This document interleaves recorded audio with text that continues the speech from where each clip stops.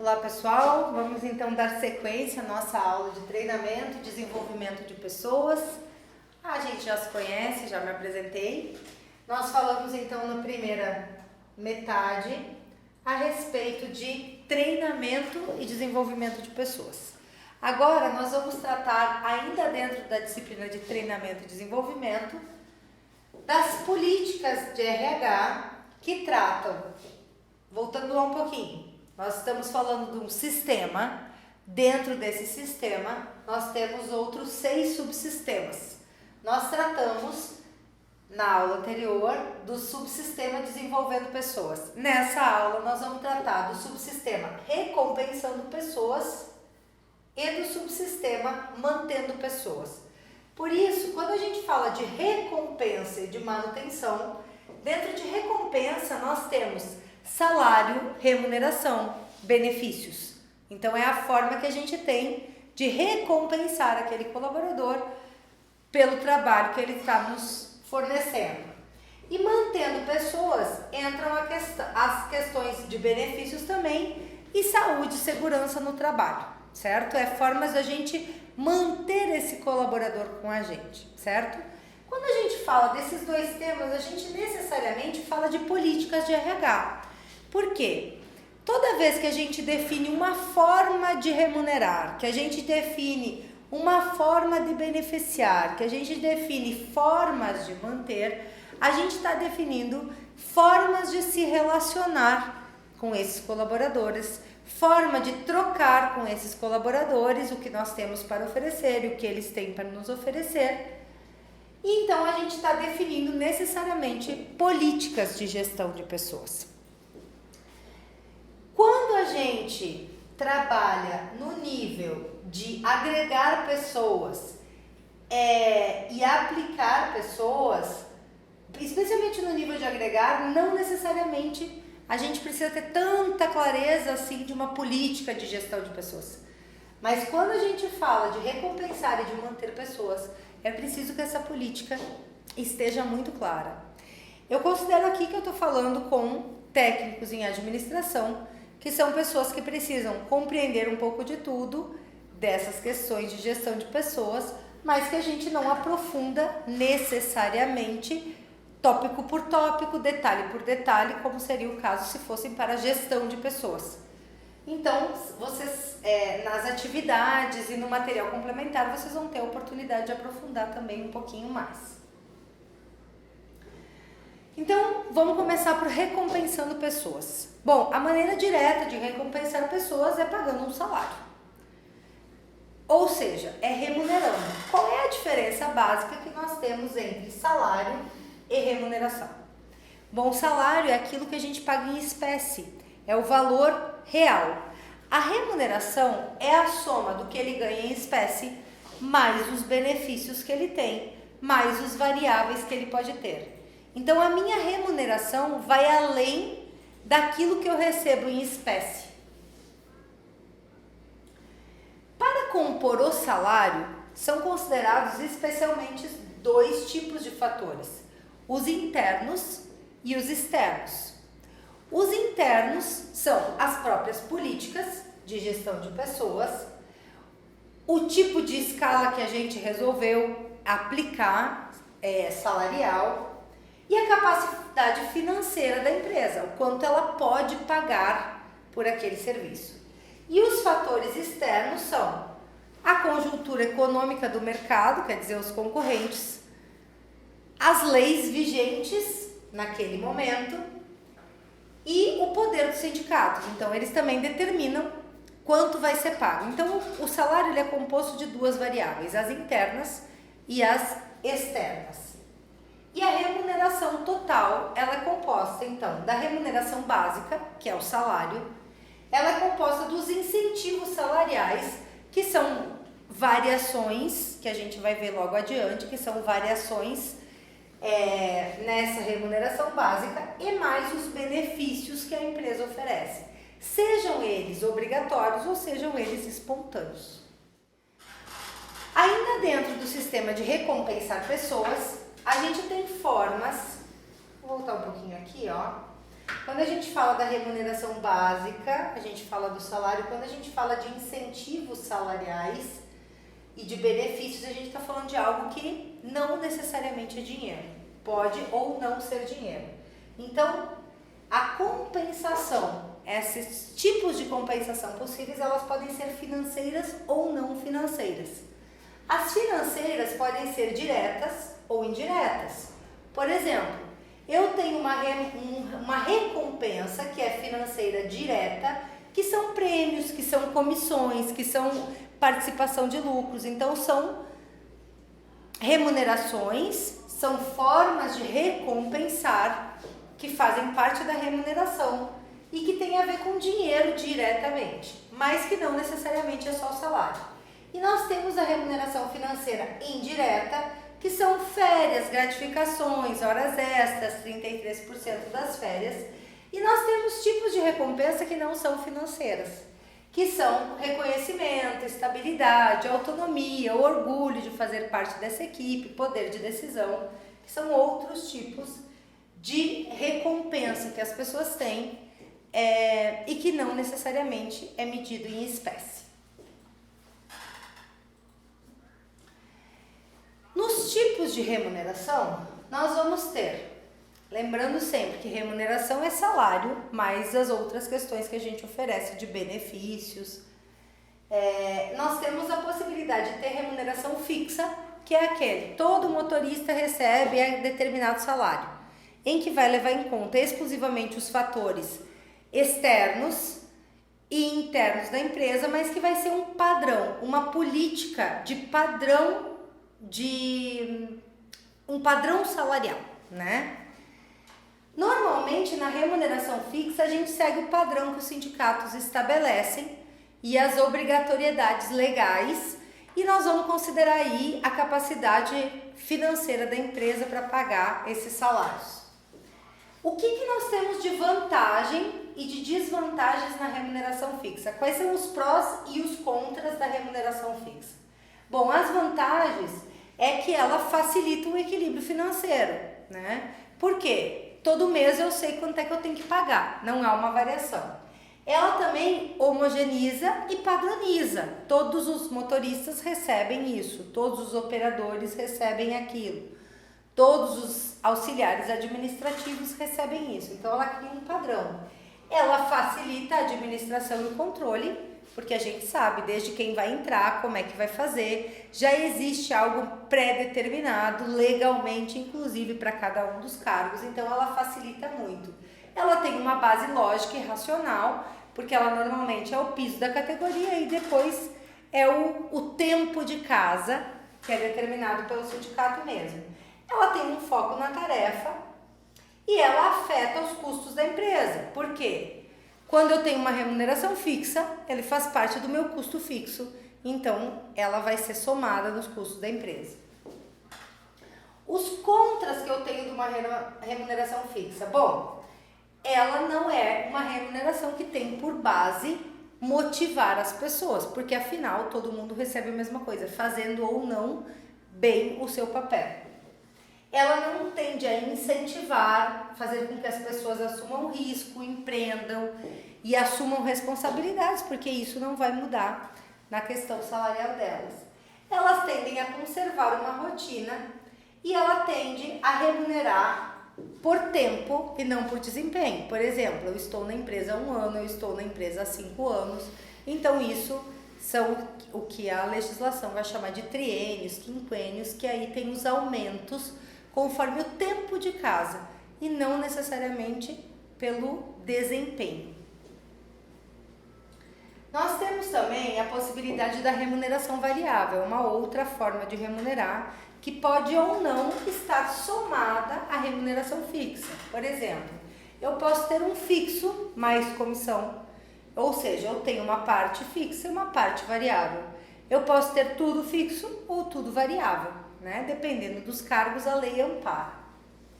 É importante a gente considerar que toda remuneração, veja lá, quando a gente fala de salário, tem fatores internos, que é a realidade da empresa, e fatores externos, que é a legislação que os sindicatos, que é o mercado, que é as coisas que estão em vigor naquele momento em que a gente precisa respeitar. Quando eu não cumpro, por exemplo, quando eu não cumpro uma exigência legal, eu tenho um problema legal. Quando eu só não considero o concorrente, por exemplo, eu posso só ter mais dificuldade de contratação, mas eu não necessariamente tenho um problema judicial com isso. A remuneração variável, então, ela também tem prós e contras, né? A parte boa é que ela é um motivador, ela premia os bons comportamentos, ela é focada no desempenho, no resultado, ela permite autoavaliação, porque esse mês eu fui melhor, esse mês eu fui pior, por que eu fui melhor, por que eu fui pior. E ela não produz um impacto sobre os custos fixos da empresa, porque eu só vou pagar se nós tivermos o resultado. Então, ela não produz um impacto sobre os custos fixos da empresa.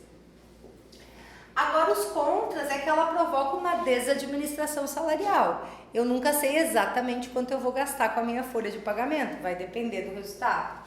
Ela também altera aquela estrutura lógica. Eu estou aqui há 1 ano, há 2 anos, eu posso ter uma pessoa que está há 10 anos que ganha menos do que uma pessoa que está há 2 anos.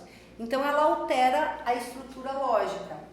Ela quebra a igualdade de ganhos, né? Ela quebra a isonomia de ganhos, ela reduz o controle centralizado dos salários e ela pode provocar queixas dos funcionários não beneficiados. Que aqui eu até coloco um slide para que a gente lembre disso, que dentro tanto da remuneração fixa quanto da variável, eu tenho sempre os dois lados de uma mesma moeda. Ou seja, especialmente na remuneração variável, eu entendo como uma recompensa para quem é premiado, mas ele também pode ser visto como uma punição para quem não atingiu o objetivo. Então, especialmente na remuneração variável, a gente considera sempre que são os dois lados da mesma moeda. E a gente tem que cuidar muito com isso, porque senão assim, o foco é recompensar quem atingiu. Mas conforme ela é divulgada, conforme ela é executada, ela pode se tornar uma punição para quem não o fez. Então, são o outro lado da moeda da remuneração variável. Bom, para a gente implementar um programa de incentivos, existem também alguns passos, né? E a gente precisa, considere sempre assim, remuneração fixa não é um programa de incentivos, tanto é que um dos contras da remuneração fixa é que ela não é um motivador. Então, quando eu falo de programa de incentivos, eu estou sempre pensando em algo variável, algo que estimule. Então, sempre, para implementar uma remuneração variável, eu tenho que considerar, primeiro, que o esforço esteja diretamente ligado à recompensa. Por exemplo, se eu sou um vendedor e eu me esforço para vender, e essa é a área mais comum de ter remuneração variável, e eu me esforço muito para vender, não é possível que venha a ser recompensado pela limpeza do meu espaço de trabalho, mas sim diretamente pelo valor de venda que eu executo. Então, é preciso que o esforço esteja diretamente ligado à recompensa. A outra questão é que ele seja compreensível e calculável pelos colaboradores. Isso é bem importante, é preciso estar muito claro.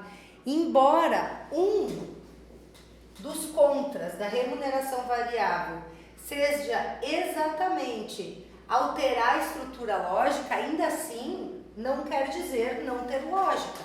É preciso que ele tenha uma lógica, que ele siga uma lógica que possa ser disseminada. Eu preciso formular padrões justos e eficazes e garantir que esses padrões terão respaldo. Por exemplo, quando eu opto por uma avaliação de desempenho, eu preciso garantir que eu tenha pessoas preparadas para aplicar avaliações de desempenho. Que eu tenha pessoas preparadas para lidar com avaliações de desempenhos. Quando eu opto, por exemplo, a coisa mais simples do mundo, comissionar vendedores, eu tenho que garantir que eu tenho um sistema eficiente e alguém que corrija isso para que eu pague corretamente, nem a mais nem a menos. Então eu preciso criar, além de formular padrões justos, eu preciso garantir que esses padrões podem ser monitorados. E aí é o que a gente chama por fim de proporcionar apoio ao plano. Por exemplo, tudo isso aqui, ele é compreensível para todo mundo, ele é justo, ele está garantido os seus padrões. Bom, mas o que eu preciso fazer para além de criar isso, que dá suporte para que esse plano possa seguir? Então, toda vez que eu vou pensar na implementação de quaisquer uns das remunerações variáveis, quaisquer umas dos tipos de remuneração variável, eu tenho que considerar esses passos aqui. Eu vou trazer agora alguns exemplos de remuneração variáveis que estão sendo utilizadas atualmente. Então, assim, bom, eu tenho a possibilidade de distribuição de lucros e para isso eu preciso ter controle, ter clareza de quais são os lucros. Eu tenho a possibilidade de participação nos resultados, um plano de bonificação anual, remuneração por competência. Remuneração por competência. São algumas das formas que eu tenho, alguns dos modelos que estão sendo usados.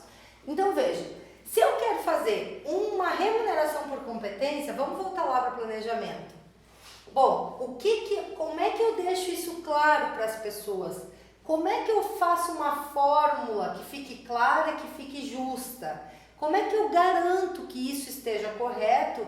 E o que eu preciso para remunerar as pessoas por competência? No mínimo, eu vou precisar poder medir o resultado dela, poder medir a competência dela, poder avaliar o desempenho dela. Então, eu preciso de muitas ferramentas que antecedem a esse pagamento. E para que também fique claro para as pessoas quais são as ferramentas que serão utilizadas. Bom, dentro do Recompensando Pessoas, então a gente viu essa parte da remuneração, salário, quais são os fatores, o programa de incentivo, que é essa remuneração variável, e os exemplos que estão sendo utilizados agora, e o programa de benefícios, que são vantagens concedidas, são pagamentos financeiros indiretos, né? E que visam tornar a vida do colaborador mais fácil e agradável. Essas vantagens, elas podem ser legais ou espontâneas. Por exemplo, é uma vantagem o colaborador receber férias, receber, além de férias, o 13º. Além do 13º, 33% das férias. Além disso, o seguro maternidade, o auxílio doença, o salário família. Então, são vantagens, são tipos de benefícios sociais que visam melhorar a qualidade de vida e a satisfação desse colaborador. Algumas são legais, como essa que eu citei agora, e outras são espontâneas. Por exemplo, eu vou oferecer um plano de saúde, eu vou oferecer um seguro de vida, um vale-refeição, um complemento de aposentadoria. Enfim, eu tenho outras possibilidades e outros planos que podem trazer benefícios que a lei não me obriga. Agora, por que eu utilizaria? Bom, aqui é a mesma ideia, é a mesma composição do salário. Primeiro, por fatores internos, eu vou considerar se eu tenho condições de fazer isso e quais são as necessidades que os meus colaboradores têm. E segundo, por fatores externos, o que a minha concorrência tem oferecido nesse sentido, para eu usar isso como uma estratégia de atrair candidatos e melhores candidatos para a minha empresa.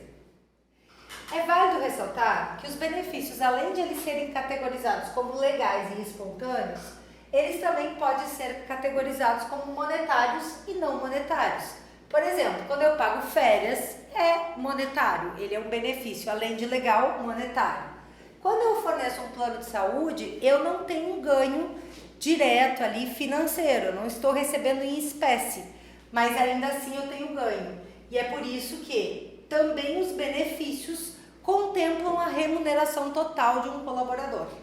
E aí aqui a gente vai ter exemplos de benefícios que são monetários e de benefícios que não são monetários. Ok? Para a gente escolher um plano de benefício, é importante a gente considerar algumas questões principais. Primeiro, eu tenho que ter objetivos e estratégias claras. Qual é o meu objetivo com esse plano de benefício? Por exemplo, assim, se eu tenho um público-alvo, que são jovens de 20 a 25 anos, solteiros sem filhos, é válido eu oferecer uma creche ou um auxílio creche como benefício? Isso não vai agregar valor. Então é preciso que eu tenha clareza desses objetivos. Nós temos uma empresa local aqui que é bem grande, que ela tem creche dentro da instituição, porque identificou que aquilo era um atrativo para o público-alvo deles, né? Então a gente tem que considerar como primeira etapa qual é o nosso objetivo. Além disso, além de ser um atrativo, era uma estratégia para que as pessoas não saíssem dali, né? Então não só para atrair, mas para manter. Veja, nós estamos falando de recompensar e manter pessoas. É importante envolver todos os participantes dos sindicatos. Quando a gente faz alguma negociação, e que é uma empresa grande, aqui nós estamos tratando de uma empresa que tem aí mais de 500 funcionários, é importante negociar qualquer benefício que eu venha oferecer com o sindicato, para que depois ele não venha incorporar e se tornar uma obrigação. É importante também comunicar os benefícios a todos os colaboradores e monitorar os custos dos benefícios para ver até que ponto eles estão sendo válidos nessa relação custo-benefício, né? Literalmente aqui, ok? Então essa primeira fase, que nós falamos de recompensar pessoas, nós estamos falando da remuneração. Dentro da remuneração, salários, incentivos, benefícios, ok? Agora nós vamos para a segunda fase, que vai tratar de manter pessoas. Bom, quando eu falo em manter pessoas, eu falo em criar condições ambientais e psicológicas. Nós estamos falando de espaço e de emoção. Nós vamos criar condições ambientais e psicológicas satisfatórias que levem a qualidade de vida dos colaboradores e a saúde da empresa e que levem eles a ficar muito tempo na empresa, né? Então, o objetivo de toda empresa não é ficar trocando, porque a rotatividade ela é um problema na gestão de pessoas, ela é um problema no custo, ela é um problema administrativo, ela é um problema para treinamento. Então, a gente precisa criar um espaço que seja agradável para as pessoas. Sempre que a gente fala em manter pessoas e vem o termo segurança do trabalho, né? Sempre vem aquela coisa do protetor auricular, da bota, da luva, né? E isso também faz parte da medicina e segurança de trabalho. Por outro lado, não é só disso de que se trata, né? Então, nós vamos ver aqui que segurança do trabalho vai muito além da questão física, embora ela seja uma questão importante. A higiene e segurança no trabalho cuida da prevenção de doenças e acidentes relacionados ao trabalho. Veja, quando eu trato de doença, eu não falo só necessariamente de doença física, eu posso estar tratando de uma doença emocional. É tão comum hoje a gente ver depressão, estresse no trabalho. Então, sempre que eu penso em formas de manter pessoas, eu vou pensar de uma maneira que levem as pessoas, eu tenho um ambiente que gere um ambiente físico e psicológico satisfatório para as pessoas trabalharem nesse espaço. Então, nós vamos dar uma olhadinha aqui. Bom, essa imagem, a gente está falando de um ambiente que talvez ele não seja um risco para a saúde física desse colaborador, mas provavelmente ele é um risco para a saúde emocional desse colaborador, né? Eu vou deixar vocês olharem a imagem para que vocês mesmos tenham uma ideia de quando se trata de higiene e segurança no trabalho, a gente está falando de condições físicas e psicológicas. E aí aqui sim, nós vamos tratar da segurança no trabalho enquanto questões físicas, que é o uso de equipamento de proteção individual. Ele precisa ser compatível com o que a legislação exige, ser compatível com o cargo que a pessoa ocupa. Ele precisa respeitar a legislação de frequência de troca, de forma de uso, e as pessoas precisam ser treinadas e mobilizadas para o uso.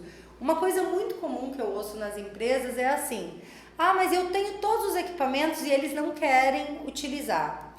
Bem, a gente precisa sensibilizá-los para o uso, porque a legislação virá em cima da empresa. Mas eu não posso dizer, não, mas ele não quis utilizar. Eu entreguei, eu treinei, mas ele não usa. É de responsabilidade da empresa fiscalizar o uso. Então, além de ela ser obrigada a entregar os equipamentos, a treinar para o uso, ela também é responsável por fiscalizar para o uso, porque a responsabilidade é dela, o uso correto desse equipamento de proteção individual. Quando a gente fala de higiene e segurança no trabalho, se a gente amplia esse conceito para além da segurança física, a gente entra num outro conceito em que a gente vai chamar de qualidade de vida. E aí alguns autores definem que as empresas precisam se atentar para esses 6 aspectos da qualidade de vida de um sujeito. Outros autores vão dizer que as empresas precisam se atentar para esses 4 aspectos. E outros ainda vão usar esse formato que também trata de 4 aspectos. Então eu vou falar dos diferentes autores. Existem autores que defendem que a empresa deve cuidar da parte física, emocional, social, profissional, intelectual e espiritual dos colaboradores. Existem autores que defendem que física, mental, emocional e espiritual. Eu vou falar um pouquinho de cada uma usando o parâmetro desses 4, até porque esses aqui eles entram aqui, tá? Quando nós falamos da parte física, nós estamos falando necessariamente de cuidar com acidentes de trabalho. É físico. Se eu vou trabalhar em cima de um andaime, se eu vou utilizar algo que eu possa me cortar, se eu estou num local que tem barulho, então é minha responsabilidade, enquanto proprietário ou administrador de uma empresa, cuidar da saúde física desse colaborador. Tanto é que está muito atual, que não é nem equipamento de proteção individual e que não é, em alguns casos, não é nem obrigatório, mas as ginásticas laborais, né? Para as lesões repetitivas, para prevenir lesões repetitivas. Então, assim, quando a gente fala da parte física, é tudo que engloba.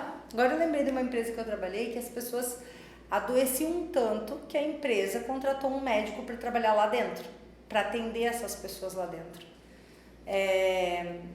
E aí realmente o espaço era bastante insalubre, embora ele não tivesse insalubridade, por conta, as pessoas adoeciam fisicamente por conta da pressão emocional que elas recebiam. Tinha uma coisa de tem que fazer muito rápido, tem que fazer agora, tem que fazer já, tem que sair perfeito, e num nível de população que não dava conta dessa pressão, né? Então as pessoas adoeciam muito. Então quando a gente fala fisicamente, a gente fala desses cuidados todos que cuidam, que estão diretamente ligados à saúde física. Quando a gente fala emocional e mentalmente, a gente está falando do ambiente, das relações das pessoas, a gente está falando do reconhecimento que a pessoa tem, como ela se sente nesse espaço de trabalho, se ela consegue dar conta daquela situação em que ela está envolvida. Quando a gente fala da parte, aqui é a parte emocional. Quando nós falamos da parte mental, é a parte que aqui está relacionado, isso que nós acabamos de falar, nós estamos tratando da parte emocional, que alguns autores separam emocional e social, certo? Que é como ele dá conta, como ele se sente, ele com ele mesmo naquele trabalho e na relação com os colegas. Quando nós falamos da parte mental, alguns autores trazem a versão profissional e intelectual, quer dizer, o quanto nós permitimos que essas pessoas evoluam intelectualmente dentro das empresas. E aí depois a gente vai ver que é o quanto as pessoas também se permitem evoluir nesse aspecto. E a parte espiritual, que aqui nós vamos ter a questão de... eles tratam os autores assim como se fosse de menos conflito, de melhor relacionamento, de mais otimismo, né? Que é uma parte assim que tem a ver com fé na vida, vamos chamar assim, né? Com pessoas que acreditam nos projetos. Aqui nós temos um resumo que eu gosto bastante, porque ele trata da qualidade de vida no trabalho, dependendo desses 4 aspectos. Vejam, eu quis trazer para vocês o que vários autores dizem. Eu gosto bastante desse modelo aqui, porque ele é um modelo simplificado e direto. Eles tratam da parte biológica, promoção de saúde, segurança e controle de risco. Ponto. Vamos atender às necessidades físicas e diminuir os riscos para o físico. Isso. A parte psicológica, produção de autoestima e desenvolvimento das capacidades pessoais e profissionais. A parte social, que são a oferta de benefícios, tanto os obrigatórios quanto os espontâneos, e a criação de oportunidade de lazer, de esporte, de cultura. E a parte organizacional, que é a satisfação do trabalho no ambiente, tanto no ambiente físico quanto no ambiente da relação com as pessoas.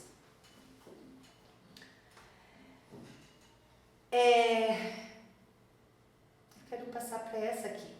Quando a gente fala de qualidade de vida no trabalho, a gente fala sempre da responsabilidade da empresa. Mas é importante que a gente divulgue e que a gente ajude as pessoas, porque as pessoas também criam seus próprios ambientes de trabalho. A empresa, ela não é algo físico, a empresa é composta por pessoas. E essas pessoas interferem afetam e são afetadas pelo sistema, né? Elas afetam o sistema e são afetadas por eles. Então, quando a gente fala de qualidade de vida, existe sempre uma contrapartida das pessoas nessa produção de qualidade de vida. Então, aqui eu trouxe para vocês os 10 mandamentos da qualidade de vida no trabalho para as pessoas. Pensar positivo, ser educado, ser organizado, ser prevenido. Vocês têm esse material, então depois dá para ler um a um. Ser atencioso é qualidade de vida. Cuidar da saúde é qualidade, porque às vezes a empresa está super preocupada com programas de qualidade de vida, organizando CIPAT. Empresas que têm acima de 60 funcionários, elas têm obrigatoriedade de ter CIPA, né? Que é uma comissão de prevenção de acidentes de trabalho, uma comissão composta por colaboradores da empresa. E anualmente elas têm que fazer uma semana de prevenção de acidente de trabalho, que chama CIPAT. Então eles se preocupam, veja, eles não falam só de acidente de trabalho, eles falam também de programas antitabagismo, programas para prevenir o alcoolismo. Então eles estão cuidando da saúde integral desse colaborador. Então aqui no item 6, quando fala cuidar da saúde e a qualidade, bom, às vezes a empresa disponibiliza muitos recursos, mas eu mesmo não disponibilizo não me interesso por aquilo, né? Então, dentro das políticas de recursos humanos, ela também afeta qual é o perfil do profissional que eu quero atrair, né? 7. Cumprir o combinado também é qualidade, ter paciência é qualidade, trabalhar com segurança é qualidade, amar famílias, amigos também é uma qualidade. Ou seja, sabe aquela coisa que tem meio que uma piadinha de que gente feliz não enche o saco, assim? Então é mais ou menos por aí, quer dizer, é preciso que eu também preze pela minha qualidade de vida e aí contribua na minha empresa e esteja numa empresa em que as pessoas também estejam preocupadas com a qualidade de vida. A qualidade de vida, então, que tem a ver com todos esses aspectos físicos, emocionais, sociais e organizacionais. Eu trouxe para vocês, então, para a gente finalizar, a pirâmide das necessidades de Maslow. Talvez vocês já viram até em algum lugar. Ela trata aqui de que a gente tem necessidades a serem atendidas e ele trata isso como se fosse uma escala, em que a gente vai, como se fosse uma escada que a gente vai subindo, né? Então, assim, ele diz que a gente tem necessidades a serem satisfeitas. São necessidades fisiológicas, de segurança, sociais, de estima e de autorrealização. Veja, quando a gente tem isso atendido, teoricamente, a gente vai ter a qualidade de vida ideal alcançada. E aí eu trouxe para vocês um paralelo entre como seria alcançar essa satisfação fora do trabalho e no trabalho. Então, necessidades fisiológicas, fome, sede, sexo, sono, repouso, são coisas que o nosso corpo demanda, nossa fisiologia demanda. Como ter necessidades fisiológicas atendidas dentro do trabalho? Bom, com um horário de trabalho coerente, com intervalos no horário de trabalho, com um nível de conforto, porque, por exemplo, se eu trabalho aqui, eu tenho que passar o dia, sei lá, agachada para realizar meu trabalho, bom, eu não posso ter talvez uma cadeira para eu sentar aqui, né, para eu ficar mais confortável. Então são situações que respeitem as minhas necessidades físicas e fisiológicas, né, de tempo, de repouso e aquilo que a gente vai chamar tecnicamente também, que é tão cobrado da gente nas empresas, sobre a posição das cadeiras, o tipo de cadeira mais adequado para cada função, porque veja, a pessoa passa às vezes, certamente passa 8 horas e talvez passa mais do que esse tempo sentado praticamente na mesma posição. Então isso vai afetando fisiologicamente. A questão de segurança fora do trabalho, eu posso alcançar ela através da liberdade, da segurança da violência, da ausência da poluição, da ausência de guerras, de eu me sentir seguro no espaço onde eu ando, né? Então isso fora do trabalho. Dentro do trabalho, o que é segurança? O que é ter essa necessidade atendida? Dentro do trabalho, ter essa necessidade ter um trabalho seguro, se sentir que eu posso permanecer aqui, que eu não estou o tempo todo ameaçado de que agora eu vou sair, de que agora eu não vou, e ter uma remuneração e benefícios claros que me dão uma segurança e uma estabilidade. A parte social, como é que eu faço para atender essa necessidade social fora do trabalho e no trabalho? Bom, fora do trabalho, família, amigos, comunidade, grupos sociais, igreja, movimentos sociais.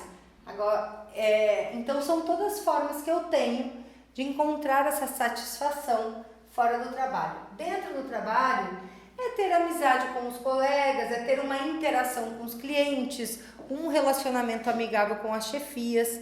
Isso favorece com que a minha necessidade social, a minha demanda por questões sociais seja atendida dentro do trabalho. A minha necessidade de estima fora do trabalho eu tenho como? Através da aprovação da família, dos amigos, do reconhecimento da comunidade, e dentro do trabalho, através do reconhecimento dos meus colegas, da minha chefia, das responsabilidades que me são delegadas, porque afinal se me foram delegadas essas responsabilidades, é porque eles entendem que eu posso fazer.